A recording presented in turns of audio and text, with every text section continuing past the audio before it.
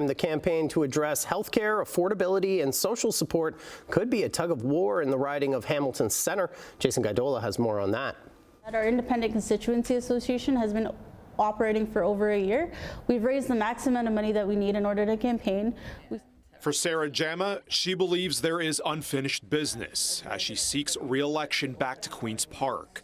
The former New Democrat, now independent, says she looks to change the status quo in Hamilton Centre, a known advocate for supporting people living with disabilities and social assistance.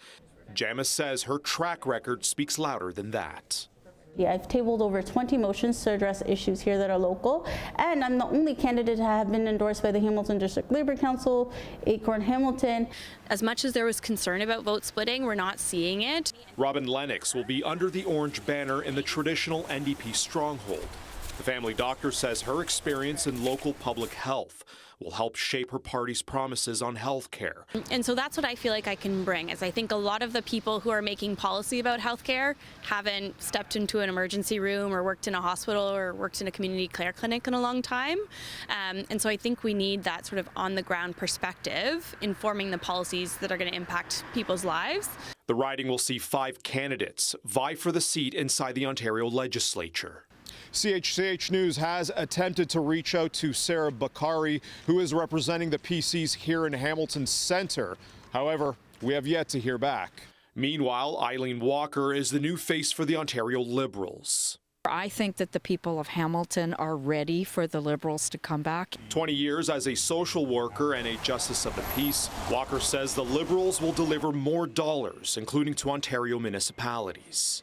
My other part of the platform, which is not the same as anyone else, is that we want to put a private member's bill in right away to be able to say, buy Canadian. Lucia Yanantuono says Hamilton could be the party's largest urban voice inside the Ontario legislature. How about the other policies we're bringing forward? A blue belt to protect our drinking water, especially taking a look at things like the blue-green algae in Hamilton Harbour, right? Like, we are ground zero for dealing with the climate impact. The engineering graduate and now electrical designer says she aims to help create better transit, reduce air pollution, and infrastructure upgrades like green heating and cooling in the city. We bridge a lot of these things that Hamilton itself has some divides, and we're able to really bring that together. Voters head to the polls February 27th.